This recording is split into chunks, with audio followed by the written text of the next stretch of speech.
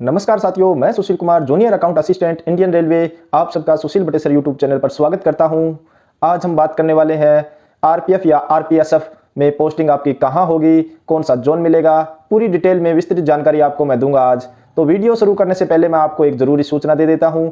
सूचना यह है कि मेरा व्हाट्सएप चैनल है जहाँ आप मुझसे जुड़ सकते हो, मुझसे बातचीत कर सकते हो, अपने डाउट क्लियर कर सकते हो। व्हाट्सएप चैनल का लिंक मैं अपने डिस्क्रिप्शन में दे दूंगा, जहां पर जाकर आप मेरे व्हाट्सएप चैनल को फॉलो कर सकते हो। तो आज की वीडियो शुरुआत करते हैं। आरपीएफ या आरपीएसएफ की पूरी विस्तृत जानकारी, कौन सा जोन रहने वाला है, क्या चॉइस रहने वाली है।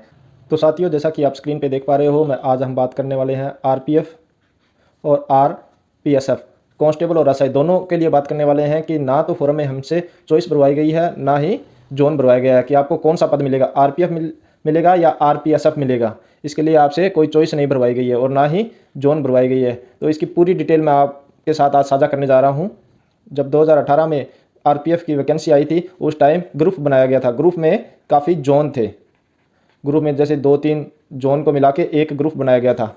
इस तरह से वैकेंसी थी। जो ग्रुप बनाए गए थे उसी के अनुसार उन्हीं जोनों में उनको पोस्टिंग दी गई थी और पोस्ट चॉइस भी उनसे पूछी गई थी कि आपकी पहली आरपीएफ रहेगी या आरपीएसएफ रहेगी। मगर इस बार यह नहीं पूछा गया है। इसके बाद मैं आपको एग्ज़ाम भी बताऊंगा कि एग्ज़ाम कब होंगे। पूरी वीडियो देखते रहना। जब ग्रुप की बात करते हैं तो 2024 में ना कोई ग्रुप पूछा गया है, ना कोई जोन पूछा गया है, ना पोस्टिंग चॉइस पूछी गई है। तो रेलवे इस भर्ती में कैसे डिसाइड करेगा, जोन कैसे डिसाइड करेगा, कौन सी पोस्ट कैसे देनी है, ये पूरी जानकारी मैं आपको दूंगा। रेलवे ने अपनी विस्तृत विज्ञप्ति पत्र में साफ साफ लिखा था, जब आप 1.13 यह पढ़ोगे तो उसमें लिखा हुआ है कि आरआरबी द्वारा चयन उम्मीदवारों का आरपीएफ या आरपीएफएस में नियुक्ति का कोई अधिकार प्रदान नहीं करता है। आरआरबी का कार्य केवल सक्षम प्राधिकारी को प्रत्युक्त उम्मीदवारों के नामों की सिफारिश करना है, जो उम्मीदवारों को प्रशिक्षण के लिए निर्देशित करेगा, बेशर्त कि उम्मीदवार चिकित्सक रूप से फिट पाया जाए या सभी पात्र मापदंडों में पूरा करें।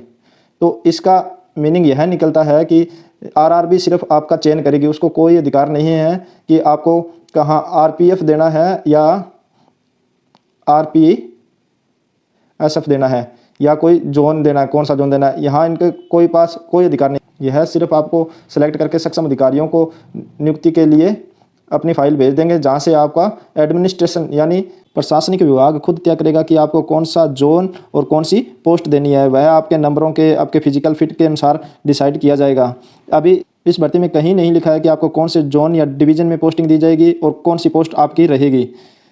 जब आप नीचे 1.16 पॉइंट पढ़ोगे, जिसमें पद स्थापना के बारे में लिखा हुआ है कि सूचीबद्ध उम्मीदवारों को प्रशासनिक आवश्यकता के अनुसार किसी जोन या आरपीएसएफ को आवंटित किया जाएगा। यानी आपके पास कोई अधिकार नहीं है, क्योंकि जब 2018 में भर्ती हुई थी उसमें आपको अधिकार दिए गए थे कि आप जोन और पोस्ट प्रेफरेंस दे सकते हो। जोन में उसमें ऐसा था कि ग्रुप बनाया गया था, इसमें ना कोई ग्रुप है ना कोई जोन है। तो यह पूरा का पूरा आपका रेलवे विभाग के पास रहेगी कि आपको कौन सा जोन देना है, आपको कौन सी पोस्ट देनी है। इसमें आगे भी दिया गया है कि उम्मीदवार कृपया ध्यान दें कि भर्ती समिति केवल सूचीबद्ध उम्मीदवारों के नामों की सिफारिश करती है और नियुक्ति केवल संबंधित क्षेत्रों आरपीएसएफ द्वारा दी जाएगी। यानी यह भर्ती यानी आरआरबी इसकी कोई जिम्मेदारी नहीं लेती है कि आपको कहाँ पोस्टिंग दी जाएगी।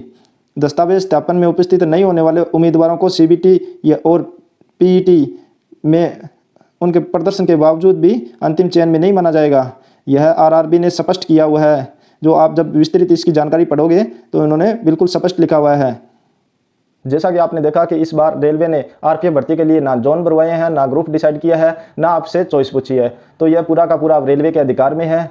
अब मैं बताता हूं आपको इसका एग्जाम कब होगा। एग्जाम का वैसे तो अभी ऑफिशियल कोई नोटिफिकेशन नहीं आया है, पर मेरे इंटरनल सोर्स से मैंने पता किया है कि आपका एग्जाम अगस्त और सितंबर के मध्य होने की पूरी संभावना है। तो जो अभी तैयारी नहीं कर रहे थे वो कृपया सीरियस होकर अपनी तैयारी में जुट जाएं। इसके अलावा आप प्रीवियस ईयर के क्वेश्चनों के लिए मेरे चैनल को भी फॉलो कर सकते हो, जहां मैं शॉर्ट्स के रूप में आपको प्रोवाइड करवाता हूं। तो मेरे चैनल को सब्सक्राइब करना बिल्कुल न भूलें और मेरे व्हाट्सएप चैनल को भी फॉलो कर लेना। धन्यवाद। मिलते हैं अगली वीडियो में नई जानकारी के साथ।